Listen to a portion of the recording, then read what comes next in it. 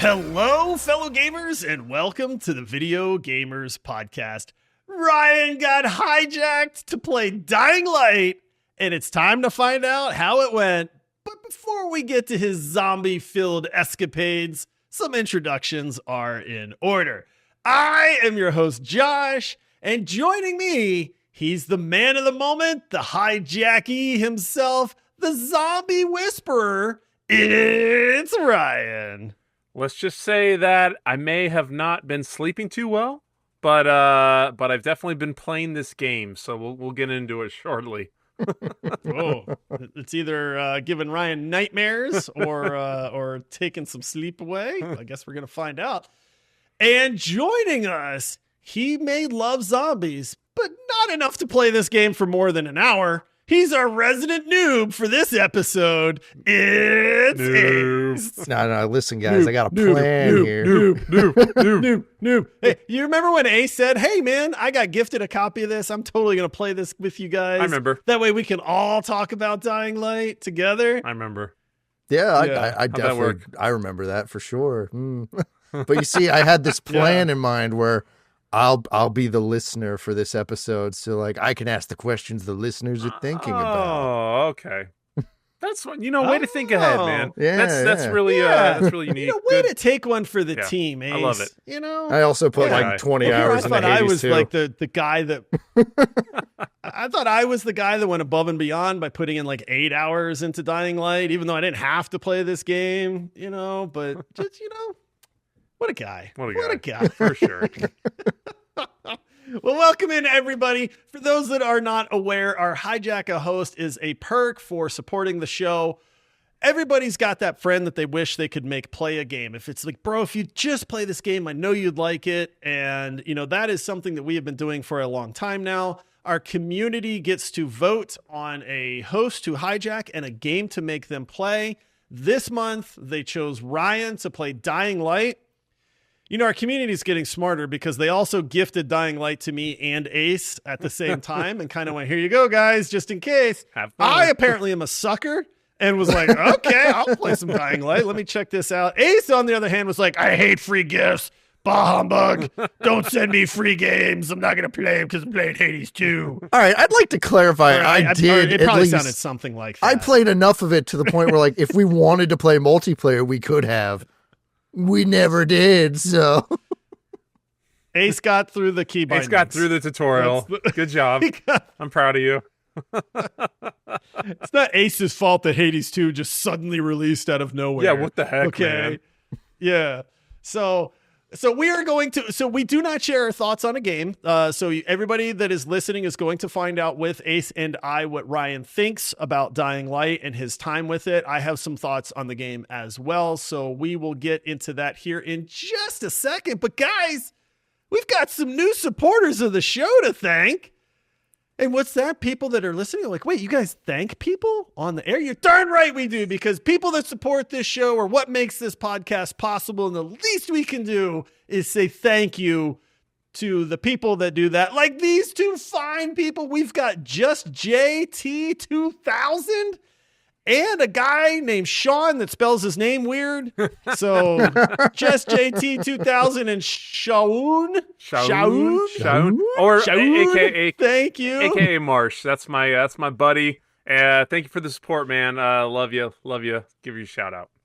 I know it was your buddy Ryan, which is why I kind of picked on him just That's a perfect. little bit. If you support the show, I promise I won't make fun of your that's name. good because you're his favorite. So Oh, well, there you go. So you know what, Sean, you're my favorite too now. I love it. I'm gonna start calling him that now when we go golfing. Thank you to everybody that supports this podcast. If you are supporting the show, you are making this podcast possible. To everybody else out there, all you freeloaders that are listening to this show, We still love you. That's okay. We love you Yeah, too. we love you too. But It's thank all a right. supporter for making it possible. Yeah. So, and then Ryan, you have a review to read. We are almost caught up on these reviews, guys. We're getting So there. it's time. If you have not written us a review and you listen on Apple Podcasts, take a second, write us a review, because there's a good chance we're going to read it on the show, like this one that Ryan's got for us. Yes, this review was written by Mr. Dreads, and it is titled "Great Pod and Community," which I thoroughly agree with. I've been looking for a fun video game podcast for a few days and landed here. Not only do I love you guys' honest and fair reviews of games and your commitment that games should be fun, I joined the Discord, and the first message I was sent, I got a response from Ace immediately, and it made me feel welcome. Can't wait for more content. Happy gaming. Man. I gotta love it. Good job, Ace. I'm proud of you. Well done, Ace. We always try. We always say, like, join the Discord. It's our oasis. Obviously, leave a review if you can. But if you hop in the Discord, we always try to hop in right away and just welcome everybody that joins. And what are your favorite games? What do you like to play? And the community always does a good job of that too. So if we can't get to them first, somebody else asks them. But it's a great place to be. So links in the description if you want to join up. It's an awesome place. I agree. It really is. Yeah, there's 1,100 plus gamers in there, so it's not some tiny little server where you're going to feel awkward. There are people with all sorts of game tastes. It's hard to keep up now, dude. Like I love it, but it is. But also at the same time, it's kind of like you just kind of sit back and smile. Yeah. At the for same sure. time, because you're like, dude, look at this. Look at everybody chatting, having fun. People are teaming up. They're playing games.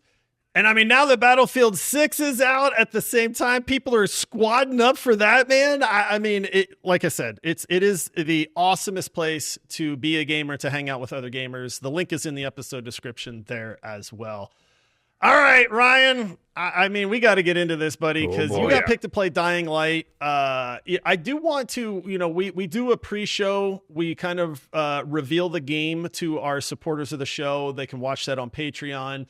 But for the people that, maybe didn't get to see that or listen to that, when you got picked for Dying Light, I'll be honest, I have heard of this game. You had said, I know the name, and that's about it. We didn't know anything about it. When you looked this up, what were your this is pre-play time, Ryan. Like, what did you think about what you knew about Dying Light, and what were your thoughts kind of before you even touched the game? Did you think you were going to like it?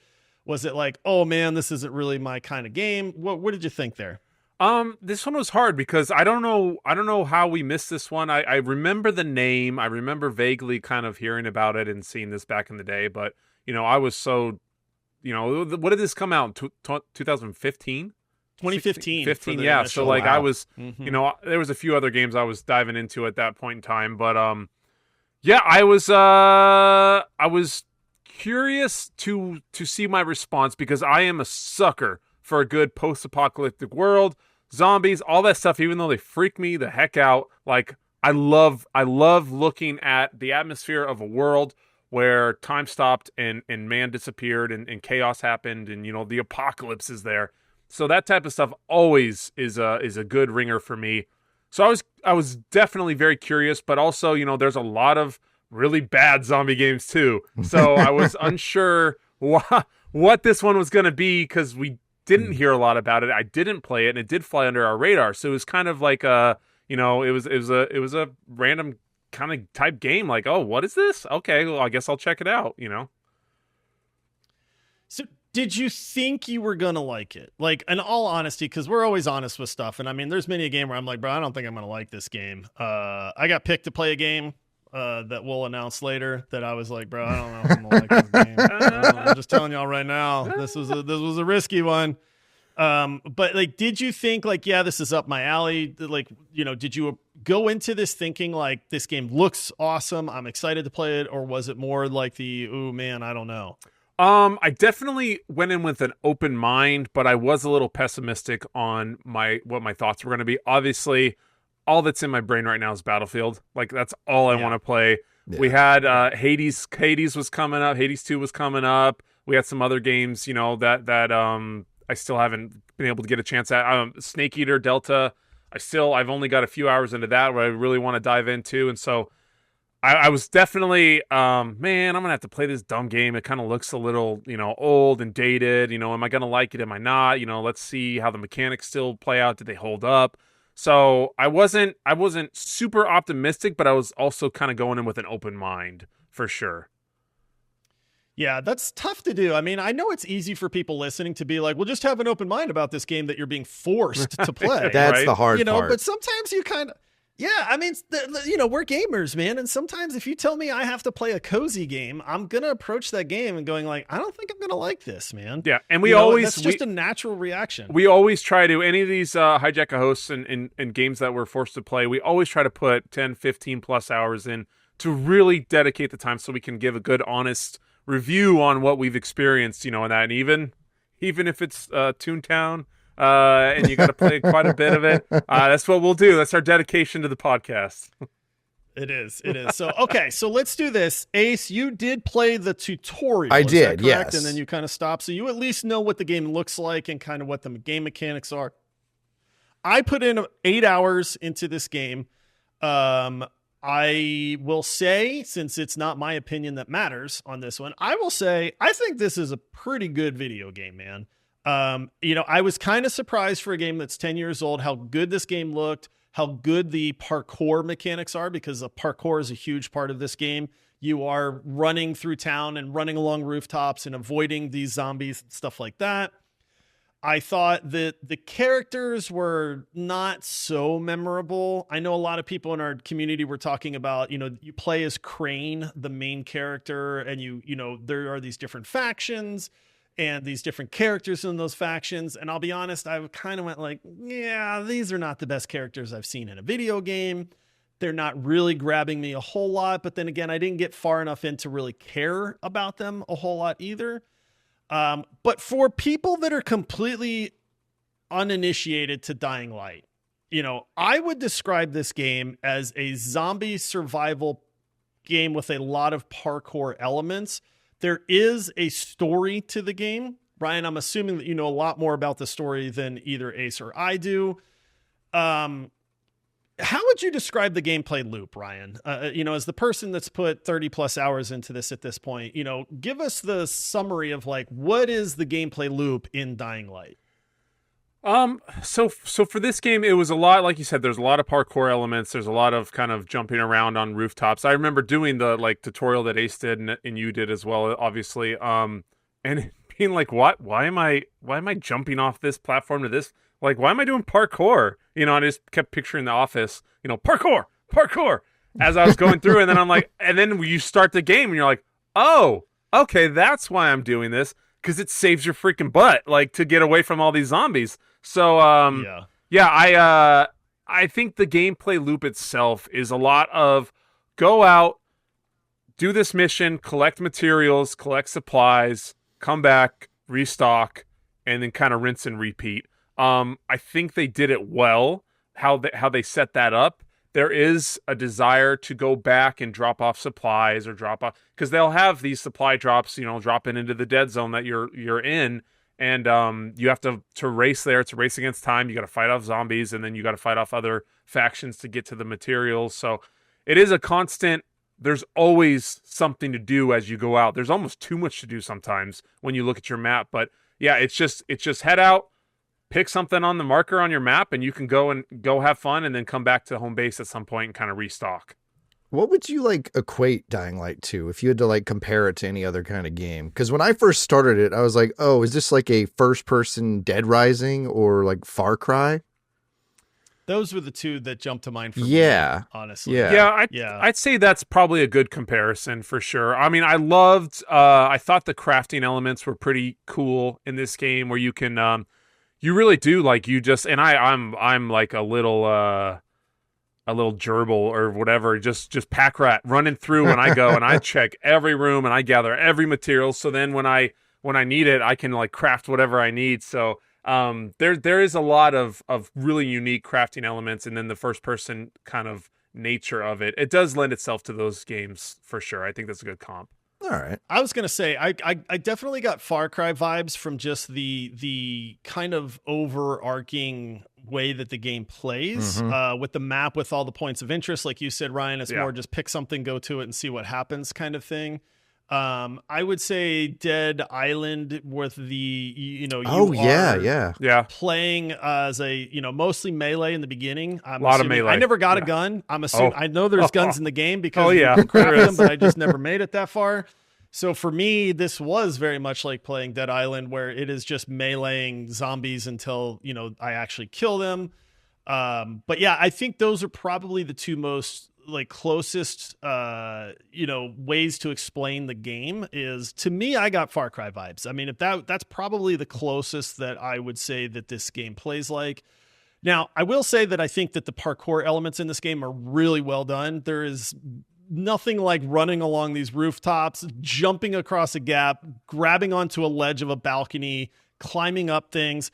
This is, to me, I have to give them kudos, because if you can see something, you can climb on it, an awning over a grocery store. It's like, yep, you can climb up that. And then these grates over a window. Yep, you can climb up that. And the parkour and the climbing in this game was so well done to me. It was so intuitive with the way it's just like, dude, you want to grab that ledge? Just look and jump at it. And the game knows. Yeah. And it's like, this is great, man. Like, I don't know how they developed this system, but kudos to the developers, because it is one of the core gameplay elements in Dying Light. And I think they did it so well that it's like, okay, this is the DNA of this game, in my opinion. It's very intuitive to the environment as well as like just the general world. Like, because they tell you, like, you don't want to be on the ground.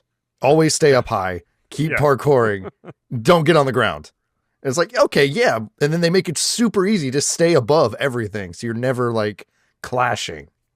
Yeah, there's a way where there's certain areas, you can't get through, and then they have spots where, you don't jump into like, a la Assassin's Creed, where you jump into the hay bales. You jump into giant piles of trash, to land if you need to get down quickly. But I agree. I think the parkour elements were one of my favorite features in this game. I love platformers. I love speed running. Like, that's why I loved Astrobot so much. I love just the quick twitch, move, jump, move, jump, and the way you work through the map, or the way you work through an area to get somewhere. So I think they did a brilliant job on that. And it honestly, it held up really, really well. It was way better than I was anticipating as far as kind of that part of it goes. I was gonna, like, man, what are the mechanics gonna be like? What's gonna play like? How's it gonna feel? And it felt intuitive. It felt natural. Once you got a flow, you could just go across the map, and it was part of the DNA of the game. Like you said, like you just ran, you jumped, and you climbed, and like that was just what you did. Like it was innate. It was just happened. So I love that part. Yeah, that system's really, really well done. All right, I want to talk about the zombies in this game, because what's a zombie game without really cool zombies? But we're going to do that right after this break.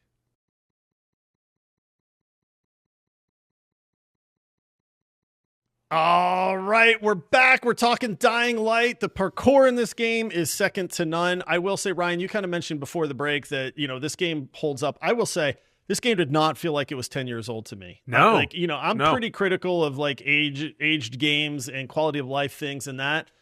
Dude, Dying Light, for a game that's 10 years old, absolutely stands the test of time. It was for right on that life line. Elements. It was right on that line. Yeah, I mean, it was close, on the but line. it was like, so good. Starting to get glimpses of like, I can tell this game's a little older, but man, I feel like it was way ahead of its time when it came out. Like, that's something where it's like, if I had played this game in 2015 when it released, I think my mind would have been blown, dude. Yeah, I agree. Like, honestly. All right, so it is a zombie game. I got... these are your classic dumb zombies. They're attracted to noise, but all of a sudden you hear somebody running behind you, and you turn around and look, and there's a zombie sprinting and following you, and you're like, wait a minute, what the heck is this?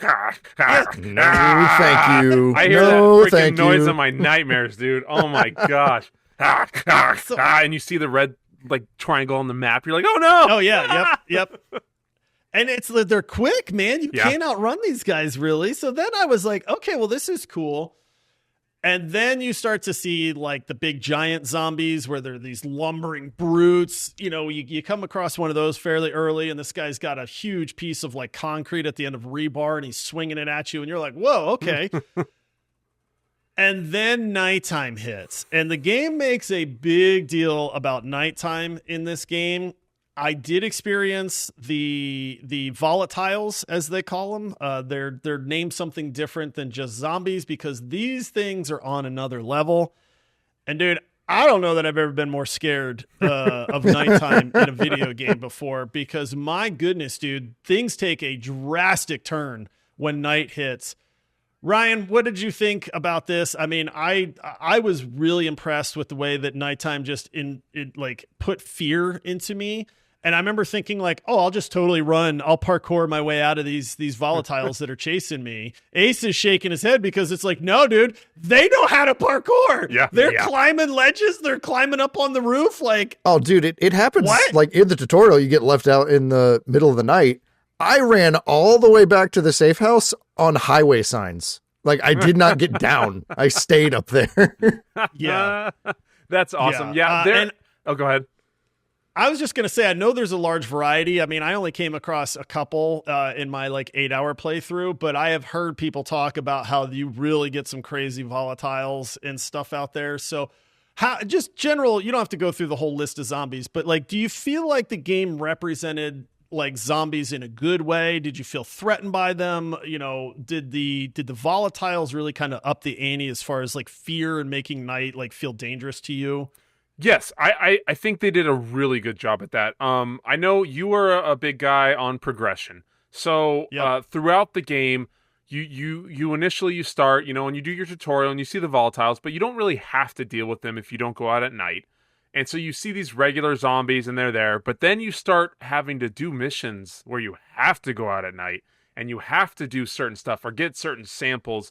And you know, for people who haven't played this game, you know, you have a mini map and you'll see them. They have their little cone of vision and they can still hear too.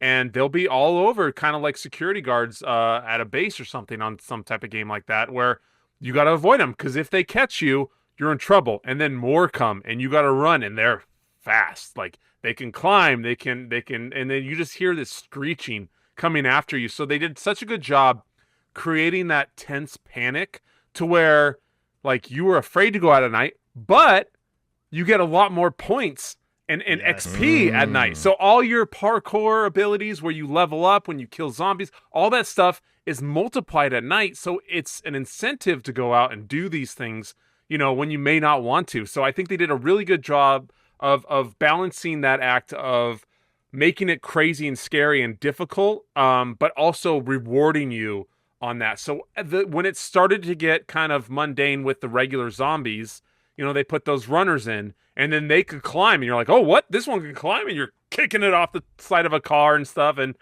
then the next thing you get these volatiles, you know, and then it gets even worse as you progress. So I think they did a really good job upping the ante with these zombies and making them more difficult or more scary, if you will, you know, as you progress through the game. So as far as the zombies themselves, I think they definitely served them well and did a good job on what they've created in this world.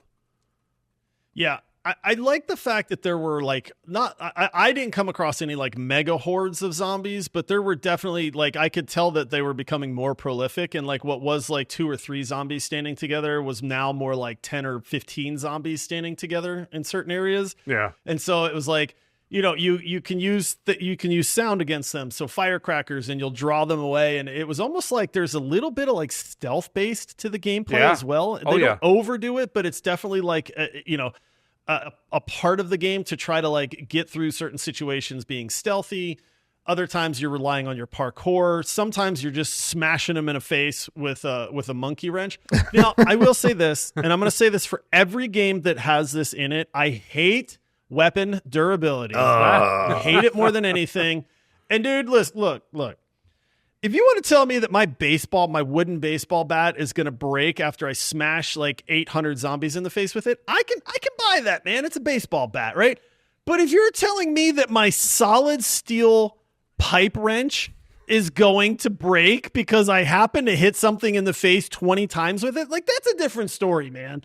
And dude, every freaking time I would get a weapon and I would upgrade it, and you can do all these different attachments and elemental things to the weapons. Like the crafting system in this game, the weapon system in this game is incredibly deep. But why is my crap breaking all the time? It's a monkey wrench. I could run over this thing with a steamroller and it would be just fine. And you're telling me that soft zombie flesh is all of a sudden breaking my monkey wrench? Like, come on, man! Dying like, Light, Breath of the Wild. Weapons that don't break at least. Well, okay, and that's what I thought of immediately is like Zelda. I hated it there too. Normally, like, it's not fun. I hate it in Zelda, and I hate it in most games. You know me, I hate stamina bars. So, like, a lot of this stuff I hate. I did not mind it in this game because, I mean, maybe it was just because of me, because I'm just like a bloodhound and I search out all the materials. So I always had stuff to fix my stuff and repair my materials or my weapons. But I could understand why that would be frustrating, because you can get these things, especially when you upgrade them. You can add like perks. You can have an electrical pipe wrench that then has like extra jolt, and you can electrocute zombies, and it could chain. And so there's a lot of cool, neat things you can do, but sometimes the materials are hard to come by. And if it's almost broken, then you can't use it anymore because you don't want it to break. So then you got to switch to some dumb monkey wrench that does a third the damage. And then that breaks, and you're just running for your life. So I could see why that would be frustrating to people, when you don't have all the materials to repair the stuff. Weapon durability is a terrible thing in games, dude. Like, honestly, I hate it. It's like stamina I can at least understand, dude. Like, I have limited stamina. I can't parkour and jump across rooftops without getting tired. That at least makes sense. And again, some weapons, if you want to give me a glass katana, like, okay, sure, that might break. I can get that. But a freaking monkey wrench is not breaking, man. I don't care what I smash it into. It's not breaking. Yeah. It's like cast steel, like, just throw me a bone, man. Yeah, Let me keep this one weapon. I had this awesome machete, and then after however many zombies, it was like broken. I'm like, oh, come on, man, it's a machete. I'm just slicing through these lame zombies. Like, this would not break. At least your main character is a pretty great powerhouse when it comes to melee combat, drop kicking zombies off rooftops and coming in for the flying eagle. That's one thing. I don't know if you were going to get into that, Josh, at some point, but too, like the like we said, the progression, like where you can upgrade all of these things. So you can upgrade your parkour abilities. You can upgrade your combat, your melee combat, your ability to craft. They did do a really, really good job on giving you a whole system to kind of tailor the way that you play. So if you made a lot of items that you like to throw, like you can get like electrocuting throwing stars and throwing stars. Yeah, exactly. Like you can do all kinds of cool stuff if you want to be more ranged, or if you're like in their face, you can like upgrade like a slide knee kick to where you break their legs, or you can stagger them. Drop kick? Yeah. When you're running drop kicking a zombie in the chest? Yeah. It's so good. So cool. Or just run and jump off of them. You can jump over them, catapult over their head onto the wall. And so they did a really good job on giving people the opportunity to play the way that they would want, which is one thing that I thought was really cool. Mm-hmm. If you want to go combat heavy, you can go combat heavy. If you want to go, I'm super nimble and parkour and can evade just about anything, you can absolutely play it. That's kind of how I start. Yeah, Ace's point. That's how I played, because every box I opened, monkey wrench. Had no reach, would break in like 20 hits. I was like, oh, okay, not doing this. Yeah. I will say they gave you this is a game that like gives you the tools and you play how you want to play, which I always respect that. And I think it appeals to a wider range of people that way. I did not go down the weapon path just because I'm like, bro, there's zombies. I don't want to fight like hordes and hordes of zombies. But chopping them up is pretty fun too. Oh, yeah. All right, listen, we're running a little low on time. Ryan, what worked in this game and what didn't work for you? Oh man, honestly, there was a lot that worked. I put probably 35 hours into this game. I did beat it. I played the full campaign through. Nice. My wife even came and said, "You like that game, don't you?" And I was like, "I think I kind of like it." And she's like, to pick up on things. She's like, normally when you're forced to play a game or you have to, you're like, "Oh, I got to go play this. I got to do this for the pod," and oh, what a horrible thing we have to play video games. But some of them aren't as amazing, or we're not enthralled. This one I was, man. So like a lot worked for me. I absolutely love the environment and the world they created. Even though it's dated, I think they did it very, very well.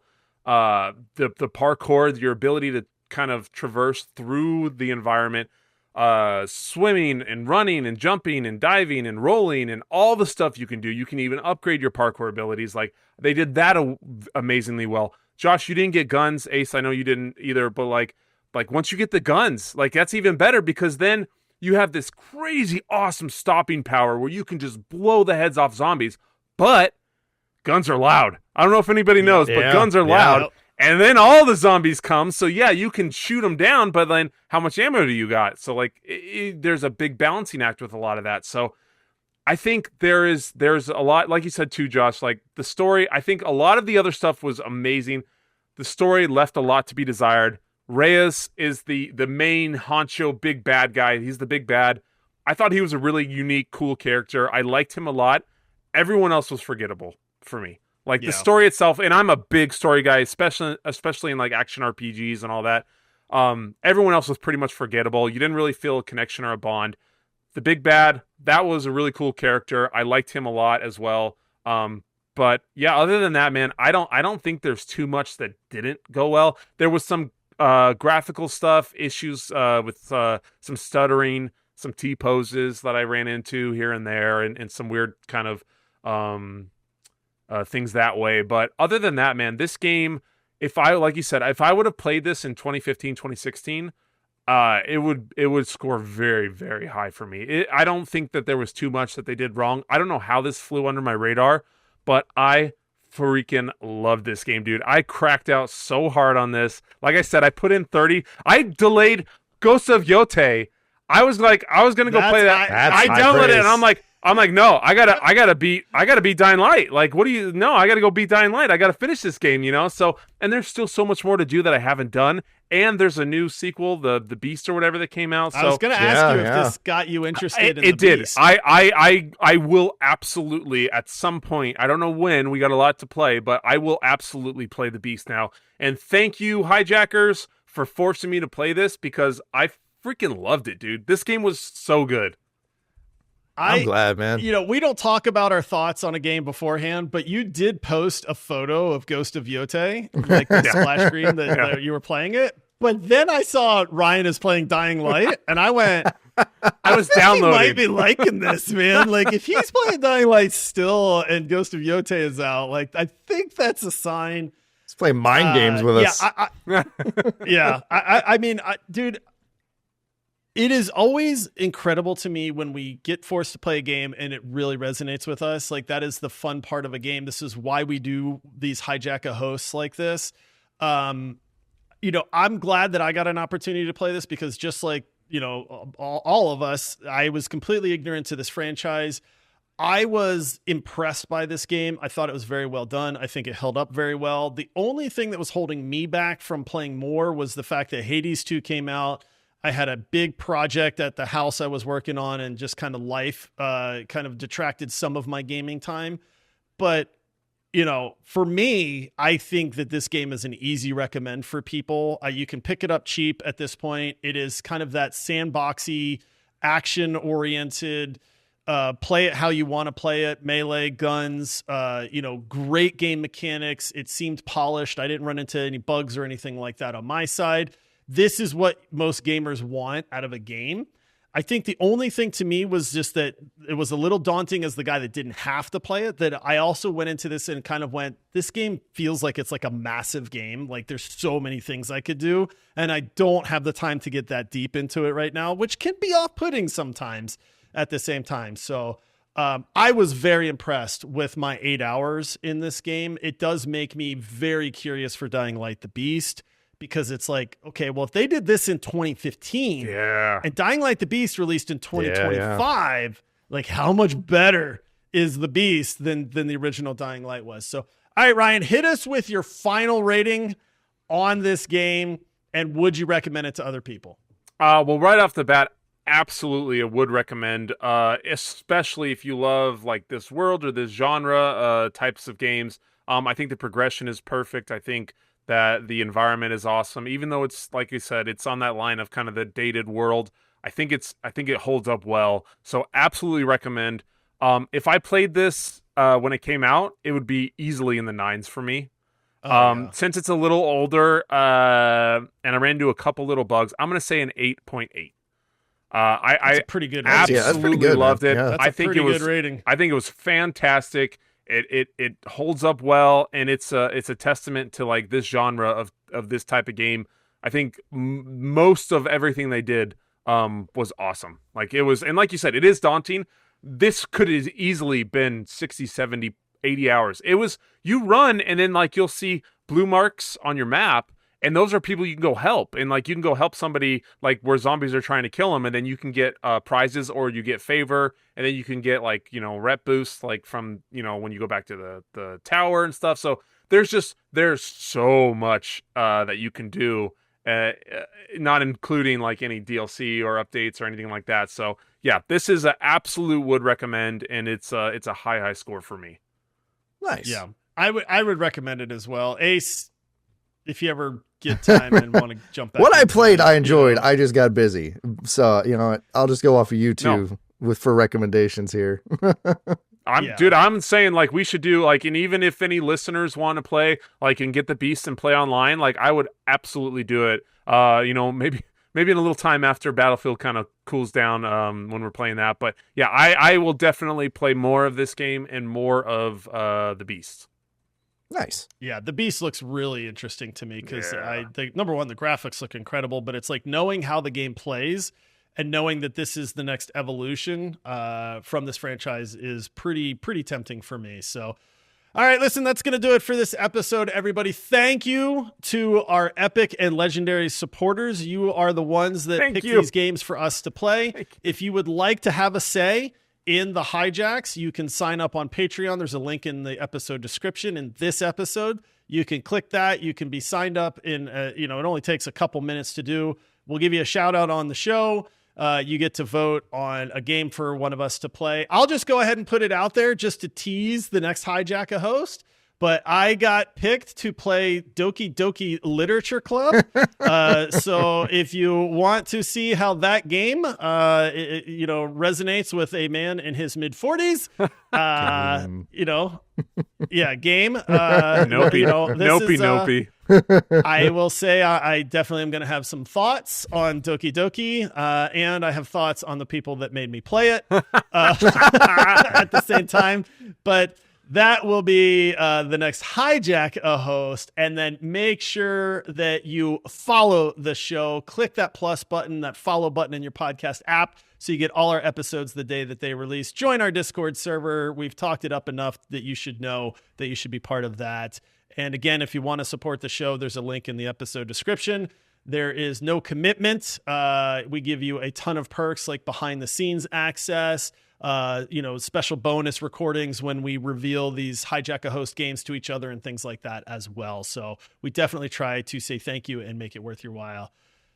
Ryan, I'm glad you enjoyed this one, buddy. It sounds like you had a really good time. I know the listeners are going to be really happy to hear that. We had some huge fans of Dying Light in our Discord server, and I think it's really going to make them happy that you really liked this game. So, all right, that's going to do it for this one, everybody. Until next time, happy gaming. See ya. Peace out.